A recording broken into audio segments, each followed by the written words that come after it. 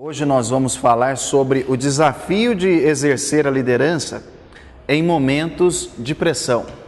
E eu quero começar perguntando para vocês o seguinte: quem veio pelo tema, levanta a mão. Legal.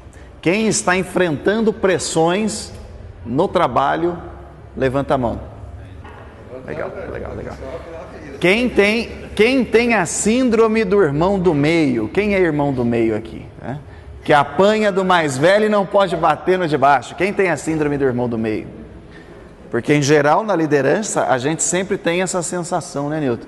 A gente sofre pressão de cima para baixo, mas não consegue, né, fazer ali valer da nossa posição para quem está abaixo, né? Então hoje a gente vai entender um pouquinho sobre como não absorver tanta pressão. Porque se a gente for analisar, doutora, tá ruim para todo mundo, né? E a gente na liderança tem essa ideia de que tem que estar ruim só para a gente, que a gente não pode passar para o colaborador. Porém, todos nós estamos vivendo momentos de pressão. Então nós vamos ver como ajudar a equipe a lidar com a pressão. É interessante que em 1872, um navio científico inglês, o East Challenger, ele zarpou com a missão de mapear o fundo do Oceano Pacífico. Naquela época, o trabalho de medição do leito oceânico era um trabalho tedioso e muito pesado, Newton. Por quê? Porque eles faziam essa medição com cordas e bolas de chumbo.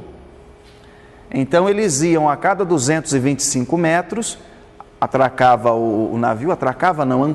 o navio e descia cordas com bolas de chumbo até a corda encontrar resistência. Na hora que encontrava resistência, eles puxavam de volta, tá certo? E mediam aquela extensão da corda molhada. Então eles faziam isso. Era um trabalho chato. Acreditava-se naquela época que não havia nada no leito oceânico. Então, para que fazer esse tipo de serviço, né? Mas aí quando eles chegaram a 300 quilômetros da ilha de Guam, eles começaram a baixar as cordas e não parava de descer. Foi descendo até 8 quilômetros. Aquilo foi um marco. Por quê? Porque dali para frente iniciou-se uma série de trabalhos de expedição para tentar descobrir o que existe no fundo do oceano. É claro que o Challenger não tinha recursos para isso, mas daquele ponto para frente, eles começaram a pensar no que havia no fundo do leito oceânico. Na década de 30 do século passado, com a invenção do sonar, tornou-se possível, dizia ele, fazer alguns trabalhos nessa linha. Mas só em 1940, eles conseguiram fazer uma expedição usando o sonar. O sonar, só para você ter uma ideia, é um equipamento que projeta um som do navio para dentro d'água, a onda sonora vai lá no fundo do oceano e volta. Aí eles conseguiram fazer essa medição da distância que existia entre a superfície da água e o fundo do leito oceânico, ok? E aí eles resolveram voltar naquele ponto em que o Challenger tinha ido em 1872.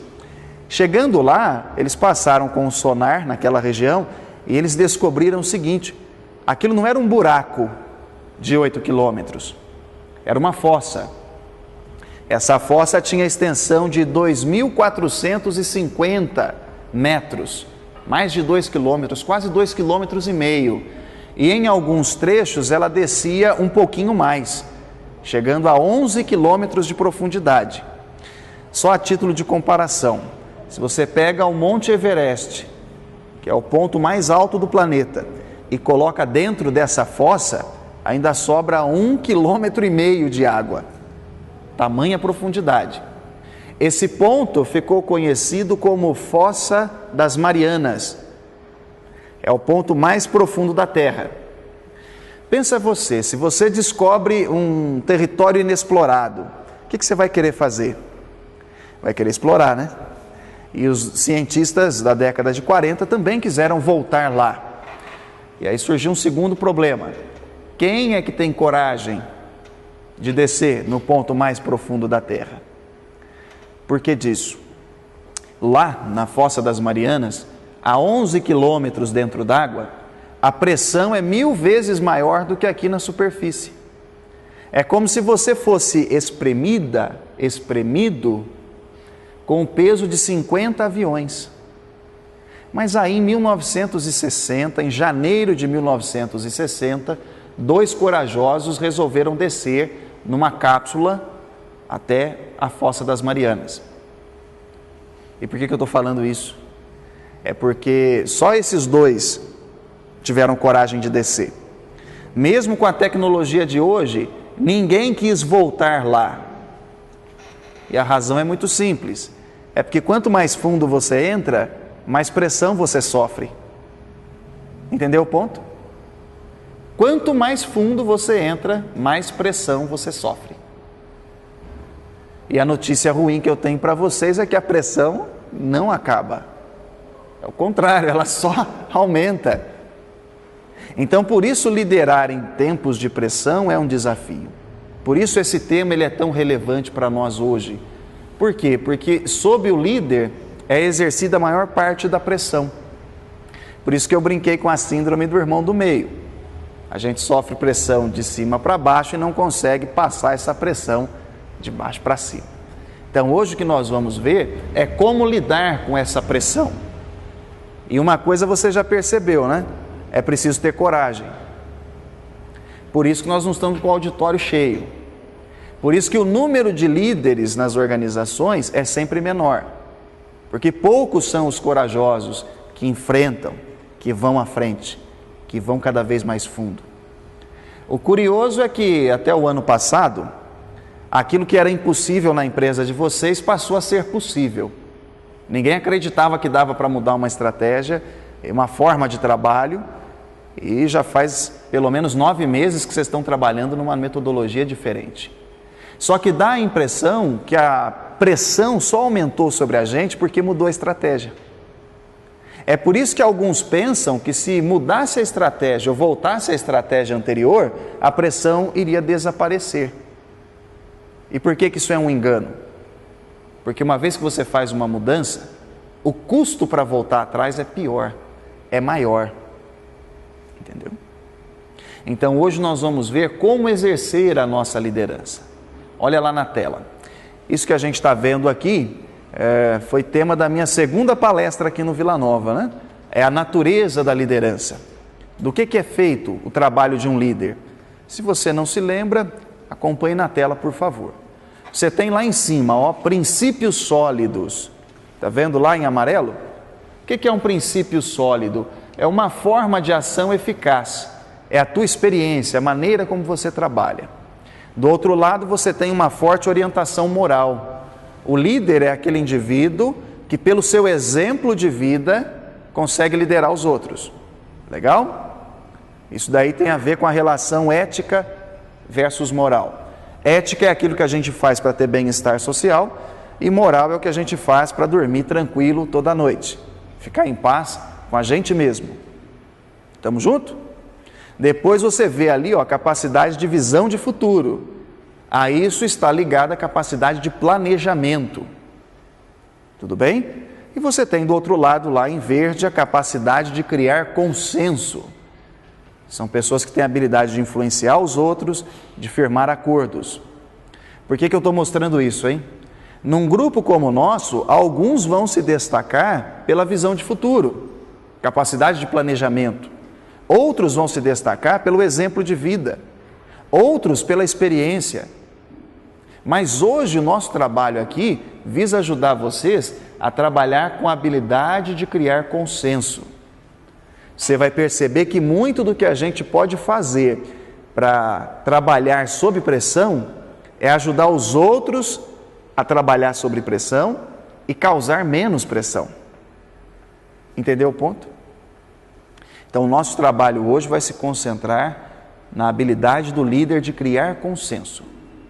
E para a gente começar falando sobre isso, eu vou mostrar para vocês um pequeno vídeo. Eu quero que vocês prestem bastante atenção, tá bom? Pressão. Existem certos momentos que é preciso fazer pressão. Então a primeira coisa que eu quero que você guarde aí é que essa ideia de que o líder é para-raio não funciona. A ideia de que o líder tem que receber toda a pressão e nunca pode passar pressão não funciona. Às vezes, para suportar a pressão, para liderar em momentos de pressão, o que a gente precisa é saber dar bronca. Entendeu o ponto? Existem certas posturas do colaborador que a gente, como líder, não pode aceitar em momentos de pressão. A cena no vídeo é muito clara. Existia ali um profissional que chegou 30 minutos atrasado e estava tudo normal, se achando a última bolacha do pacote. Aí o líder precisou ser rígido, exercer pressão. Então agora eu quero falar para você sobre 2 comportamentos ou 2 coisas que você não pode tolerar. Em momentos de pressão, a gente não pode tolerar certos comportamentos. E o primeiro deles é a falta de foco. Anote, por favor. Se o seu funcionário, o colaborador da sua equipe, demonstra falta de foco, nós vamos aprender como avaliar isso, você não pode aceitar isso. Aí você vai ter que exercer pressão, ok? Eu quero começar introduzindo esse assunto para você com um conhecimento que é muito válido para a maioria das pessoas, né? Se você conhece um pouquinho da tradição cristã, você sabe que Jesus de Nazaré disse essas 2 frases que você vê aí na tela. A primeira delas, onde estiver o teu olho, ele se referia ao foco, ali também estará o teu coração, isso é, o teu pensamento íntimo. E a segunda, é da abundância do coração, o seu pensamento íntimo, que a boca fala. Eu estou usando isso para ilustrar para vocês 2 conceitos importantes sobre foco. O foco, ele é perceptível. Ele é perceptível pelos pensamentos do colaborador e é perceptível pela conversa do colaborador. Essa cena que você vê é uma ilustração daquele momento em que Jesus fala para São Pedro que daquele ponto em diante é para ele cuidar das ovelhas. Lembra da história? E aí ele diz assim, olha, e aí, você me ama mais do que os peixes? Aí ele fala, amo. Aí Jesus pergunta 3 vezes, lembrou? Por que ele estava fazendo essa pergunta? Porque ele sabia que o foco tinha que ser as ovelhas, né? Expansão do cristianismo ao invés do trabalho secular, que era a pesca. Então note, se a pessoa tiver com o pensamento dividido, ela não vai focar no trabalho. Entendeu o ponto? E sem foco, ele vai deixar de fazer o que precisa, Dulce, e aí a pressão aumenta. Entendeu o ponto? Então é importante você não tolerar a falta de foco. Simon, como é que faz isso? Ilustra para nós. Eu falei para vocês que foco é perceptível. Quando a pessoa está focada, a gente olha e reconhece. Então essa também é uma ideia forte, tá? O foco é algo perceptível. Pode anotar, por favor. O foco é algo perceptível. Você bate o olho no sujeito, você consegue saber se ele está focado, se ele entrou concentrado, se ele está interessado pelo trabalho ou não. Se ele não está interessado pelo trabalho, você precisa exercer pressão. Ficou claro? Eu vou mostrar para você aqui um pequeno vídeo e eu quero que você se concentre na figura do Anderson Silva, tá bom? Vou mostrar um vídeo para você aqui, presta bastante atenção na maneira como ele se comporta assim que ele entra no ringue. Olha lá.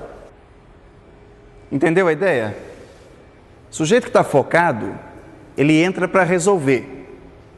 Só para saciar sua curiosidade, nessa segunda luta ele perdeu. A primeira ele ganhou, a segunda ele perdeu. Mas ele entra, Rose, para resolver. Ele não entra distraidão, perdendo os primeiros 15, 20 minutos. É importante a gente lembrar sempre que nós trabalhamos numa empresa privada. Se você conhece pessoas que trabalham no setor público, ele bate o cartão às 8 ou 7, mas o corpo esquenta a partir das 10. Aqui a gente não pode ser assim, a gente já tem que entrar com o corpo quente.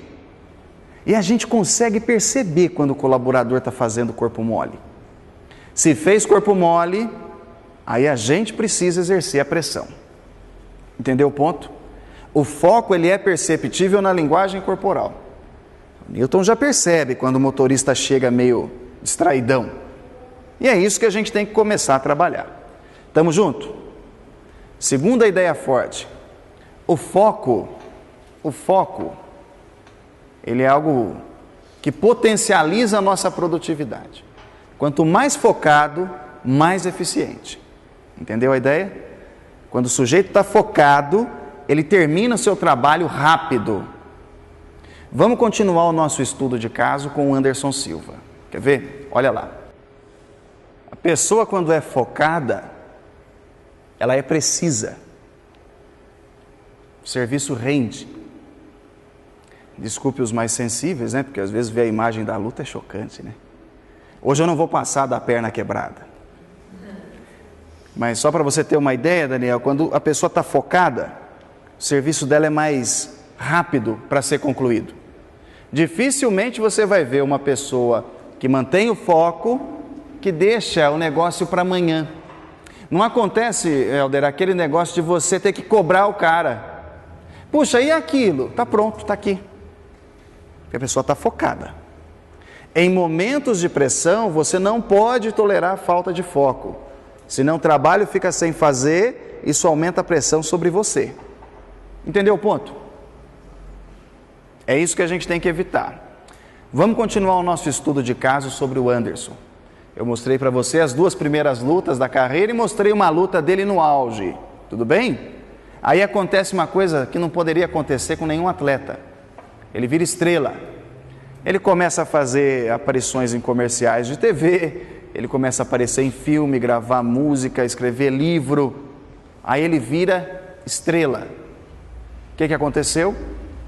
Uma luta decisiva, se feriu, teve que ficar encostado. Em momentos de pressão, a gente não pode ter estrelinha na nossa equipe. Sempre que você tiver um colaborador que é muito estrelinha, você tem que chamá-lo e usar aquela técnica do feedback assertivo que você tem, inclusive uma palestra no site da empresa de vocês. Entendeu o ponto? Aí você vai ajudá-lo a entender que o momento não é para aparições de celebridade, que ninguém está com trabalho garantido. E se ele continuar fazendo o que está fazendo, a pressão sobre ele vai aumentar também. Esse é o ponto. Como você sabe, o Anderson fraturou a perna, aí batalhou para se recuperar, e aí ele foi fazer uma luta de estreia, o retorno dele na carreira. Dá uma olhadinha, por favor, como é que foi o encerramento, né, dessa luta. E aí eu quero que você preste bastante atenção no depoimento dele. Entenderam um ponto? Ele terminou a entrevista dizendo assim: olha, eu tentei, mas não dá para vencer de um jeito, eles querem vencer de outro. É igual no Brasil, corrupção total. Se ele tivesse nocauteado o sujeito, igual ele fazia no começo da carreira, a vitória teria sido evidente, não teria sido por pontos. Entende o ponto? Então é fácil você reclamar da organização do evento, reclamar da empresa, reclamar do seu chefe, reclamar da pressão que você sofre. Mas será que você fez exatamente o que precisava fazer? Nocauteou a atividade? Nocauteou a tarefa, Daniel? Será que o nosso colaborador tem essa percepção? E aqui está mais uma dica valiosa. A falta de foco faz o sujeito reclamar. Quando ele começa a reclamar muito, é porque o foco dele já está indo embora. Ele está distraído com outra coisa. E é isso que a gente tem que evitar. Tudo certo? Ok? Eu imagino que agora você está perguntando assim, tá, e como é que eu faço para reajustar o foco do colaborador? Olha comigo na tela, ó. Você sempre tem que destacar para ele por que deve ser feito aquilo que está sendo feito. Por que a tarefa é importante? Quais são os benefícios para o setor, para ele, para a empresa, de fazer daquele jeito, de manter o foco? O que ele deve fazer? É natural a pessoa se dispersar. Não tem problema, a gente está ali para trazê-lo de volta para a tarefa. E o mais importante, quando fazer? Se ele estiver sem foco, ele vai perder tempo. Perdendo tempo, ele enrola. Enrolando, complica a vida do setor todo. Como a gente trabalha num sistema, isso vai tomando proporções maiores. Então comece a observar, ó, chegou distraidão, está perdendo tempo, está reclamando, o trabalho está cheio de erros, está faltando foco.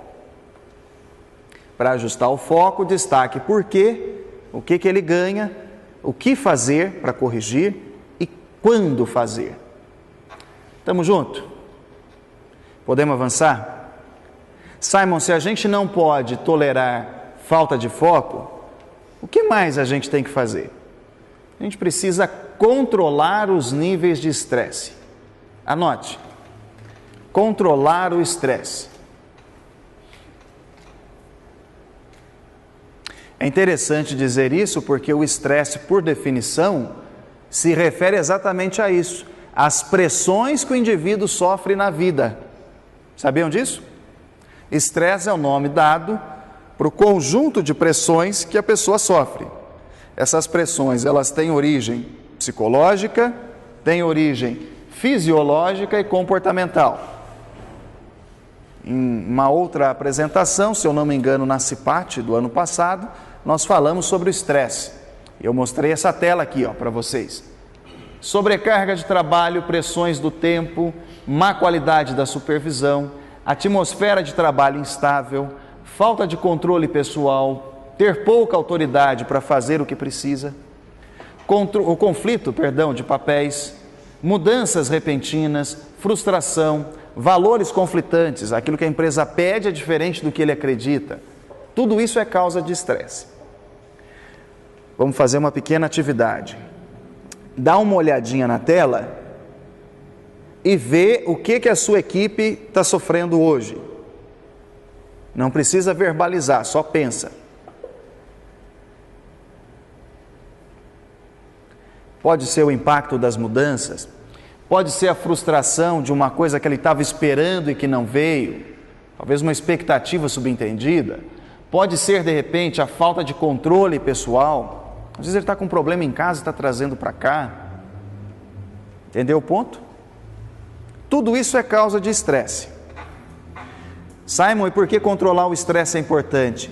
Porque se ele aumenta a carga de estresse, ele começa a parar de produzir o necessário. Olha lá. Existe um nível ideal do estresse, que é a relação desempenho e pressão. Por isso que eu disse no começo que o líder não tem que aguentar toda a pressão. Às vezes é importante pôr pressão. Se o desempenho é baixo e o estresse é baixo, o quadro é de sono. Aquele funcionário que é muito sossegado e não está fazendo o que precisa, você olha para ele assim, ele está até arrastando o pé, anda devagar, tem gente assim lá, lembrou, né? Essa pessoa está quase dormindo no serviço. A gente precisa trabalhar isso, colocando pressão. Agora, se começa a subir o desempenho e o nível de estresse também aumenta, ele está num estado de vigília, ele está ligado. Como se diz no vôlei, ele está na parada e atento. Está só esperando vir a bola para ele agir. Agora, quando a gente alcança os níveis ideais de estresse e desempenho, a gente tem um funcionário que trabalha. Ele produz aquilo que ele foi contratado para produzir. Por outro lado, o que a gente vê em geral, Rose, é muita gente estressada com pouco desempenho. A gente vai estar aqui, na ansiedade e na desorganização. Se o trabalho do colaborador está bagunçado, se ele anda muito afobado, toda hora para tomar um cafezinho, toda hora para perguntar alguma coisa para alguém, ele está muito ansioso, ele está muito desorganizado, é sinal que ele tem mais estresse do que produtividade. Entendeu o ponto? Por que é importante discutir isso hoje, hein? Muito simples. O interessante seria que o trabalho nos desafiasse a ponto da gente trabalhar no fluxo, no pleno potencial das nossas habilidades. Entendeu a ideia? Quando eu tenho muita habilidade e o trabalho é desafiador, eu estou dando conta, estou trabalhando, está gostoso. A pressão nesses casos não faz mal. O problema surge quando o desafio é baixo e eu não tenho habilidades para tocar. Aí eu me torno aquele colaborador chato, apático. Tudo que pede é difícil, não tem disposição de perguntar nada, espera dar problema para depois correr atrás. Funcionário apático. Ele não tem habilidade para executar o trabalho e o serviço já não desafia mais. Está entediado. Pode acontecer também dele ficar muito preocupado ou ansioso.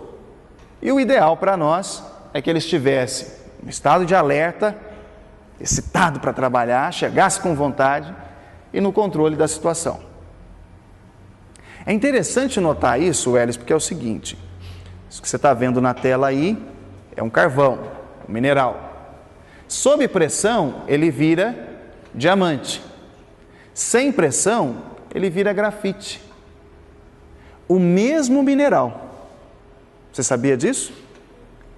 O carvão, sob pressão e calor, é melhorado. É nesse sentido que a crise serve de refinamento. Então, o ideal não é tirar a pressão de cima dele e pegar tudo para você. O ideal é ajudá-lo a lidar com a pressão. É por isso que o tempo é importante e por isso que um pouquinho de estresse não faz mal para ninguém. O ponto em questão é como controlar o estresse. Quer saber a resposta a essa pergunta? Nós não estamos falando de eliminá-lo, né, Daniel? Nós estamos falando de como controlá-lo. Dá uma olhadinha na tela. Primeiro passo: é preciso ter uma linha de comunicação aberta. É você conversar com o colaborador sempre que você perceber apatia, tédio, preocupação, falta de foco. Chama para conversar. Só que é importante que você não aumente a preocupação, a ansiedade e o estresse dele, tá? Puxa, mas eu tive na reunião do comitê segunda-feira, mas olha, tomei um fumo, rapaz, que nossa, acabou comigo, eu vou pedir conta, eu vou jogar a toalha. Aí ele olha para você e fala assim: mas se está ruim para ela, imagina para mim. Então, ter uma linha de comunicação aberta com o colaborador não é você aproveitar para reclamar para ele. Entendeu o ponto? Reclamação só sobe, nunca desce. Então, reclamar, você reclama para quem tem condições de resolver o problema. Para o colaborador, você não vai ficar chorando as amarguras. É o contrário. Você escuta os problemas que ele tem. Se souber dar algum conselho aplicável, faça isso. Se não tiver opinião para dar, só o fato dele ter alguém para conversar já vai ter sido suficiente. Então, mantenha a linha de comunicação aberta. Olha, eu quero saber de todos os problemas que acontecerem, quero saber de você, quero saber como é que estão as coisas, como que eu posso te ajudar, o que acontecer e você resolver, depois você me informa, mas mantenha a linha de comunicação aberta. Muitos líderes, infelizmente, fazem o contrário. Sofrem pressão, para de conversar com o colaborador. Ó, se precisar de mim hoje, não me liga, tá? Ó, eu estou aqui na minha sala, vou ficar com a porta trancada, não quero falar com ninguém. Ele fala assim: ih, o negócio lá foi feio, hein? Que pressão, hein? Vai vir chumbo amanhã para a gente. Aumenta a preocupação dele. Tá claro? Manter a linha de comunicação aberta não é você aproveitar para reclamar para ele. Segunda dica, olha lá, por favor. Para controlar o estresse, você precisa manter a linha de comunicação aberta e manter as coisas numa perspectiva correta. Quando o indivíduo está muito preocupado, Newton, ansioso, estressado, nervoso, o desempenho dele cai. A mãe da gente costuma brincar assim: está precisando ocupar a cabeça. Conhece o ditado? E a melhor forma de ocupar a cabeça no trabalho é fazer o quê? trabalhando. Então ajude o colaborador a manter as coisas na perspectiva correta. Eu entendi, mas se não dá para a gente fazer nada agora em relação a isso, vamos concentrar no trabalho? Enquanto isso, a solução aparece. Quer ver outra forma de manter as coisas na perspectiva correta? Quando o sujeito chega desesperado. Nossa, eu estava conversando ali com o Daniel e parece que o volume não vai aumentar de novo, esse mês não vai dar. Eu não sei o que vai ser, a gente vai ser mandado embora. E agora? Como diria o Didi, vamos suicidar. Não, peraí, vem cá, vamos conversar? Será que a coisa está tão feia assim? E aí você ajusta o raciocínio dele. Entendeu o ponto? Você faz ele ver as coisas do jeito certo, de novo. Manter as coisas na perspectiva correta é a chave para acalmar os ânimos. Quando ele está muito ansioso, muito desesperado, chama ele para conversar. Tranquilo? Estamos juntos? Ficou claro, cristalino? Posso passar o questionário com as 180 perguntas? Todo mundo entendeu? Uma revisãozinha rápida. Olha lá. Em momentos de pressão, não caia na bobagem de segurar tudo para você. Às vezes você vai precisar fazer um pouquinho de pressão também. O jeito certo é fazer a equipe manter o foco. Por que isso é importante? Se ele perde o foco, não faz o que precisa, a pressão aumenta para todo mundo. E num segundo aspecto, é você ajudá-lo a controlar o estresse. Controlou o estresse, vai ver as coisas do jeito certo, consegue achar soluções para os problemas. Claro, perguntas? Nenhuma? Vocês acharam que eu não ia falar nada para como você suportar a pressão? Ninguém vai perguntar, e como é que eu faço, para mim conseguir suportar a pressão? Tem uma palestra no meu canal do YouTube chamada Resiliência, a arte de engolir sapos. Depois você assiste essa palestra, a gente já fez ela aqui o ano passado, e ela traz dicas muito interessantes sobre como você pode suportar a pressão que recai sobre você. Hoje o nosso tema foi como liderar em tempos ou em momentos de pressão. E o trabalho do líder nessa situação é ajudar a equipe a não bater cabeça, a continuar trabalhando, fazendo o seu melhor. Tranquilo? Muito bom. Entenderam a pergunta da dizendo? O serviço por si é chato. Exato. É uma rotina que massacra. Então, o que eu vou fazer para não fazer, não tem como mudar, tem que ser feito daquele jeito. Essa é a questão? Gente, quando o serviço é rotineiro, a gente tem que controlar o estresse. É você ajudá-lo a não pirar. Então, até que ponto o serviço em si exerce a pressão sobre ele? É isso que você, como líder, tem que monitorar. Por quê? Existem pessoas, que só ficam aqui, O sujeito só consegue produzir no estado de fluxo. Tem até uma piadinha que é o vício no estado de flow.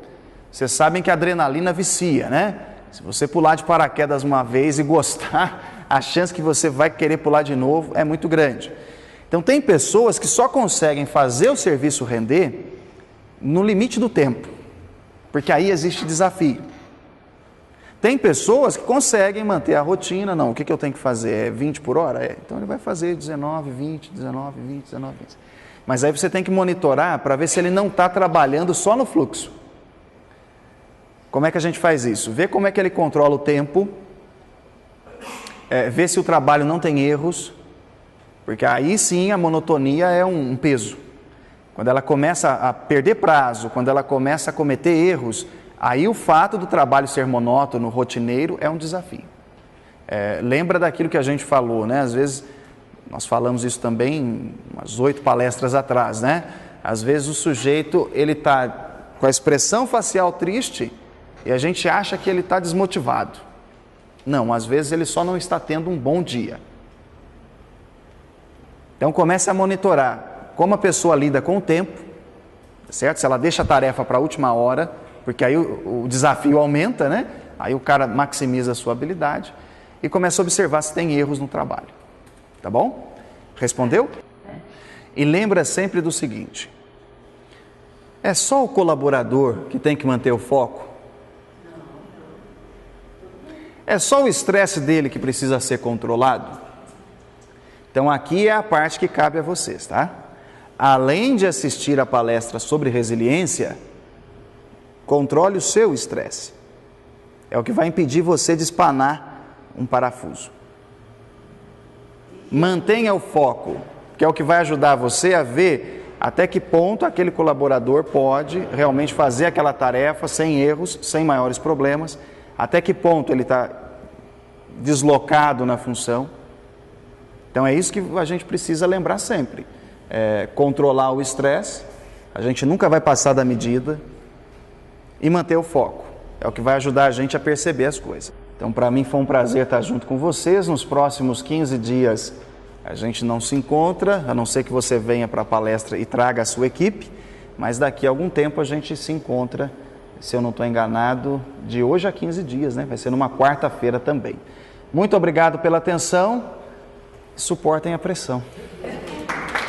Obrigado. Obrigado.